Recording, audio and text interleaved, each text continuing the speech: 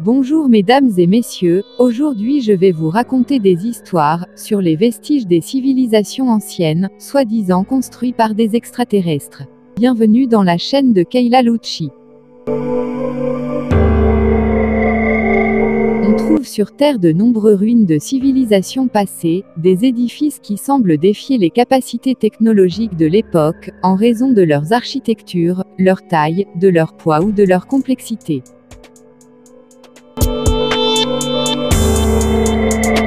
Pourquoi certaines personnes imaginent que les anciens bâtisseurs des pyramides d'Égypte, des géoglyphes de Nazca et d'autres merveilles, auraient en fait suivi des modes d'emploi extraterrestres?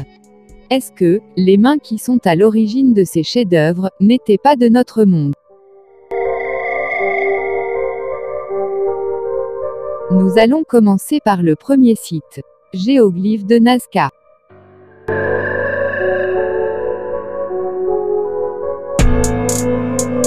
À plus de 300 km de Lima, sur un plateau sec à haute altitude, plus de 800 lignes droites à la couleur pâle sont tirées à travers le désert péruvien, à première vue de façon aléatoire.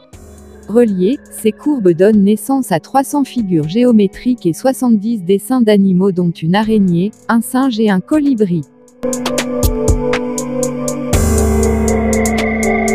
Les lignes les plus longues semblent tracées à la règle sur plusieurs kilomètres. Les formes les plus vastes s'étendent sur près de 400 mètres en diagonale et n'apparaissent plus visibles et claires que depuis le ciel. Selon les scientifiques, les figures de Nazca auraient plus de 2000 ans et en raison de leur âge, de leur taille, de leur visibilité depuis le ciel et de leur nature mystérieuse, elles sont souvent reprises comme l'un des meilleurs exemples de l'artisanat extraterrestre sur Terre. Une question me turlupine. Comment expliquer qu'une civilisation aussi lointaine puisse être capable de faire d'aussi grands dessins dans le désert sans même savoir voler? Étudiés pour la première fois, au début du XIXe siècle, ces motifs étaient à l'origine soupçonnés d'être alignés avec les constellations. Des recherches plus récentes suggèrent que les lignes de Nazca indiqueraient plutôt l'emplacement de sites sacrés, accueillant des rituels dédiés à l'eau et à la fertilité. Les lignes sont visibles depuis les airs, les figures le sont également depuis les collines voisines. Appelés géoglyphes, ces mystérieux dessins sont tracés en retirant la couche supérieure de roche couleur rouille, laissant ainsi apparaître la couche inférieure de sable blanc.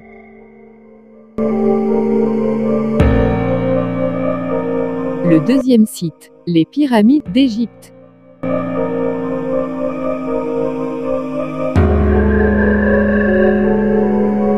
Situées à quelques kilomètres du Caire. Les pyramides d'Égypte, de tous les vestiges monumentaux que nous ont légués les Égyptiens de l'Antiquité, et notamment les trois grandes pyramides de Gizeh, sont à la fois les plus impressionnantes et les plus emblématiques de cette civilisation. Bâties il y a plus de 4500 ans, les pyramides de Gizeh sont des sépultures monumentales où étaient inhumés les souverains. La grande pyramide de Gizeh a nécessité des millions de pierres taillées avec précision, pesant chacune au moins 2 tonnes. En utilisant tous les moyens de construction actuels, les grues et autres, la construction de la pyramide du pharaon Khéops serait très difficile. Alors quelle méthode les Égyptiens ont-ils bien pu utiliser pour construire ces pyramides?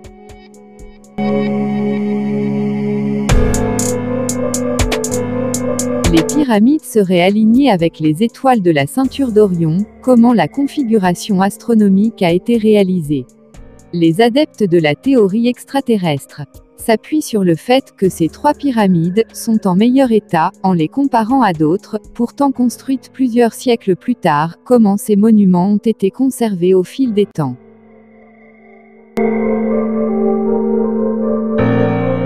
Bien que les scientifiques ne soient pas certains de la méthode utilisée par les Égyptiens pour construire les pyramides, et surtout aussi rapidement, il existe tout de même de nombreuses preuves de la participation de plusieurs humains dans la réalisation de ce chef-d'œuvre.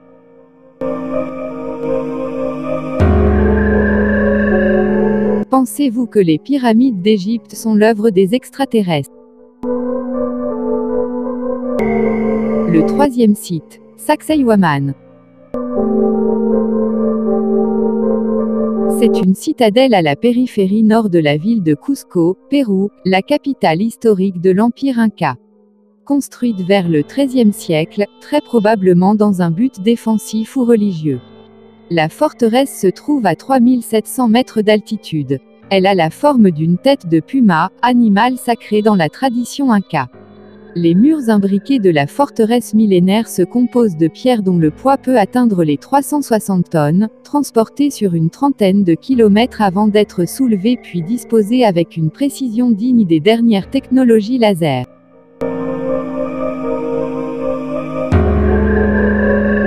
Sacsayhuaman n'est pas le seul exemple de cette complexe maçonnerie, il existe en effet des fortifications similaires à travers tout l'Empire Inca, notamment à Cusco, où l'on trouve une pierre à 12 angles, soigneusement calée en position.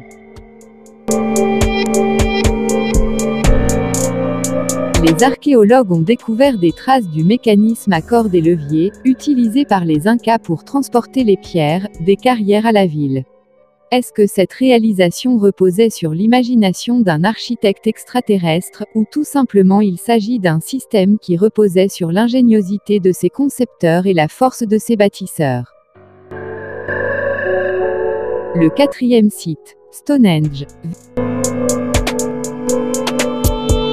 À proximité de Salisbury en Angleterre, se trouve un grand cercle de pierres, dont certaines atteignent les 50 tonnes. Connu sous le nom de Stonehenge, ce monument mégalithique construit au néolithique, a inspiré une étonnante théorie à l'auteur suisse, Erich von Däniken. Selon ce dernier, ce site serait un modèle tiré du système solaire qui servirait également de piste d'atterrissage aux extraterrestres.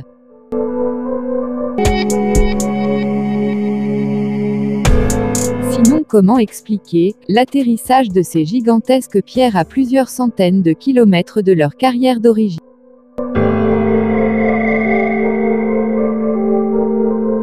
Les scientifiques ont démontré qu'il était tout à fait possible d'édifier ce genre de structure, à l'aide de techniques qui existaient déjà il y a 5000 ans, époque à laquelle ont été construites les premières structures du site. Par ailleurs, il apparaît aujourd'hui que les pierres sont alignées, avec les solstices et les éclipses, ce qui suggère que les bâtisseurs de Stonehenge gardaient un œil sur le ciel.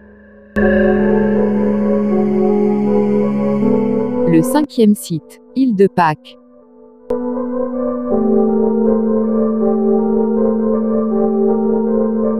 Ces immenses statues installées sur l'île de Pâques suivent encore une fois le même scénario. Comment les Rapa Nui ont-ils fait pour construire ces statues il y a plus de 1000 ans? Et comment les Moai ont-ils trouvé leur chemin jusqu'à l'île de Pâques? Les 900 figures humaines sont disséminées le long des flancs du volcan éteint de l'île. En moyenne, elles mesurent 4 mètres de haut et pèsent 14 tonnes. Il semblerait qu'elles aient été taillées, dans le tuf volcanique, une roche tendre que l'on trouve dans la carrière de Rano Raraku. Les raisons pour lesquelles ces figures ont été sculptées restent inconnues, bien qu'il soit fort probable qu'elles l'aient été à des fins religieuses. Le destin des tailleurs de pierre, les Rapa Nui, est également entouré de mystères. Selon la principale théorie, ils auraient succombé à une catastrophe environnementale dont ils étaient eux-mêmes les responsables. Le sixième site, Teotihuacan.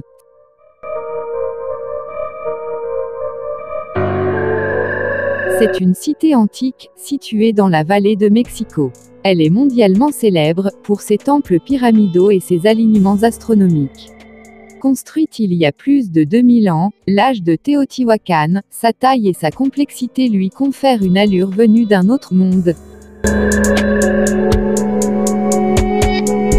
Les Les scientifiques soupçonnent que différentes cultures, y compris les Mayas, les Zapotèques et les Mixtèques, ont participé à la construction de la ville, pouvant accueillir plus de 100 000 personnes.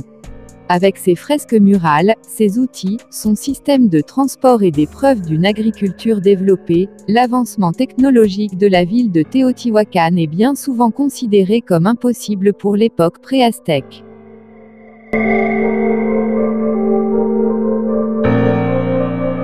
L'édifice le plus célèbre de Teotihuacan est l'imposante pyramide du Soleil, l'une des plus grandes constructions du genre dans l'hémisphère ouest. Son étrange alignement aurait été fondé sur des cycles calendaires. Selon vous, est-ce que ces chefs-d'œuvre sont bel et bien le travail acharné des hommes de l'époque, ou l'intervention d'une intelligence extraterrestre? Laissez-moi le savoir en commentaire.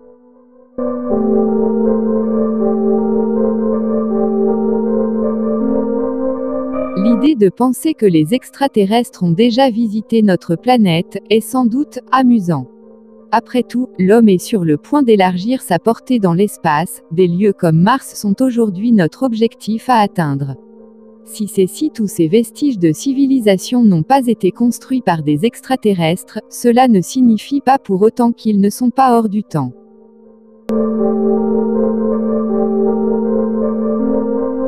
Il n'existe en réalité aucune preuve du passage des aliens sur Terre.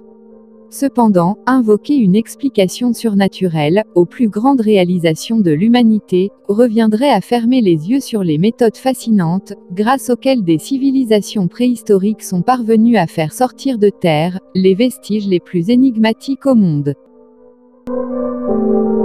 Merci pour votre fidélité, je vous dis au revoir et à bientôt avec d'autres histoires paranormales avec Kayla Lucci.